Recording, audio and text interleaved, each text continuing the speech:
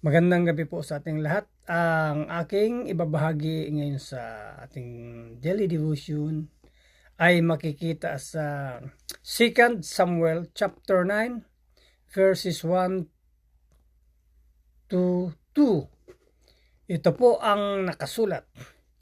Isang araw nagtanong si David, may natitira pa ba sa sambahayan ni Saul na maaari kong pakitaan ng kabutihan alang-alang kay Jonathan? Ipinatawag ni David ang isang tao na nangalang Ziba, isang utusan mula sa sambahayan ni Saul. Pagdating niya, tinanong niya si David, "Ikaw ba si Ziba?" Sumagot siya, "Ako nga po."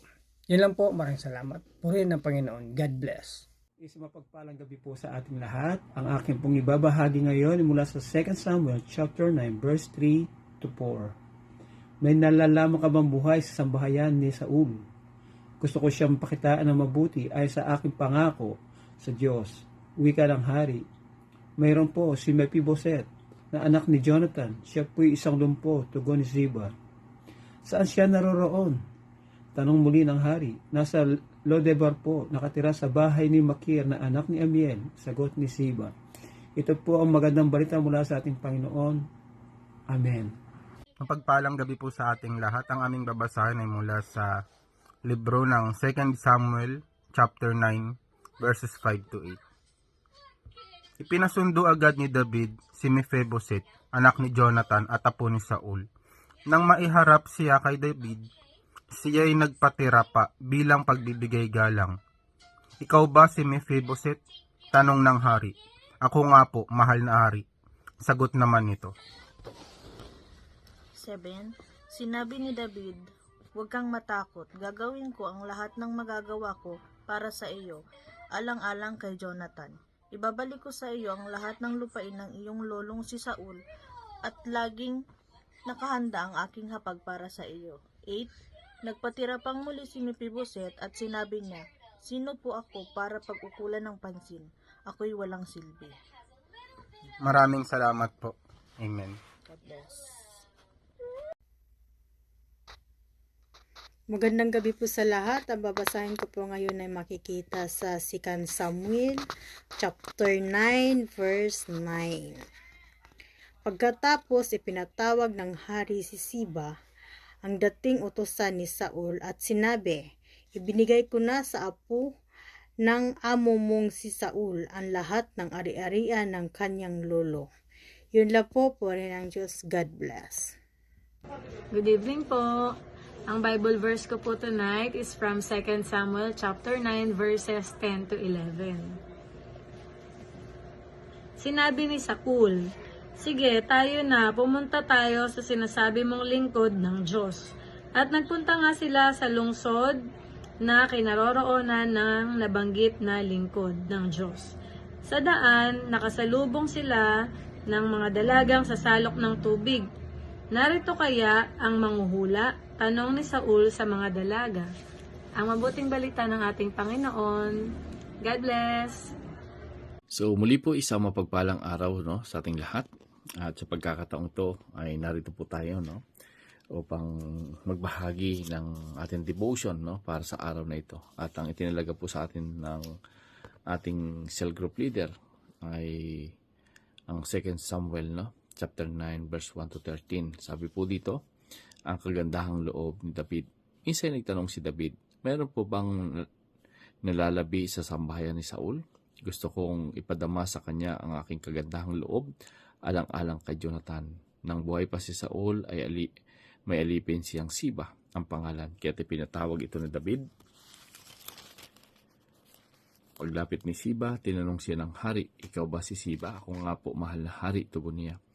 "May nalalaman ka bang buhay sa sambahayan ni Saul? Gusto ko siyang pakitaan ng mabuti ayon sa aking pangako sa Diyos." Wika ng hari. "Mayroon po si Mephiboset na anak ni Jonathan. Siya po isang lumpo," tugon ni Ziba. "Saan siya naroon?" tanong uli ng hari. "Nasa Lodebar po. Nakatira sa bahay ni Makir na anak ni Amiel," sagot ni Ziba. Ipinasundo agad ni David si Mephiboset, anak ni Jonathan at apo ni Saul. Nang maiharap siya kay David, siya nagpatira pa bilang pagbibigay galang. "Ikaw ba si Mephiboset?" tanong ng hari. "Ako nga po, mahal na hari," sagot naman ito. Sinabi ni David, huwag kang matakot, gagawin ko ang lahat ng magagawa ko para sa iyo, alang-alang kay Jonathan. Ibabalik ko sa iyo ang lahat ng lupain ng iyong lolong si Saul, at lagi nakahanda ang aking hapag para sa iyo. Nagpatira pang muli si Mephibosheth at sinabi niya, sino po ako para pag-ukulan ng pansin? Ako'y walang silbi. Tinawag ni David si Siba sa harapan niya, sinabi, ibibigay ko sa apo ni Saul ang lahat ng ari-arian niya at ang kanyang sambahayan. Kayo ng iyong mga anak at mga alipin ang magbubungkal ng kanyang lupain. Aalagaan ninyong mabuti upang mag-ani na sagana.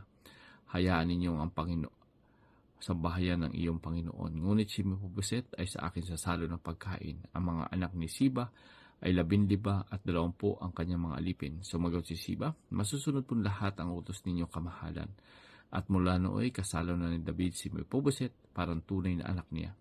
Si Mephibosheth ay may bata pang anak na lalaki na ang pangalan ay Mika. Mula nga noon, ang buong sambahayan ni Siba ay naglingkod kay Mephibosheth. Kaya't si Mephibosheth na pilay ang parehong paa ay nanirahan sa Jerusalem at kasalo ng hari sa pagkain. No?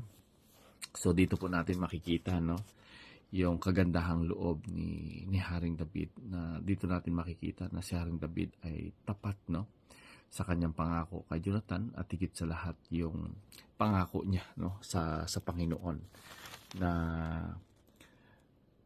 nakakalingain niya yung angkan ni Saul. So dito natin makikita na yung pagkakapili ng Panginoon kay Haring David ay talaga namang grabe.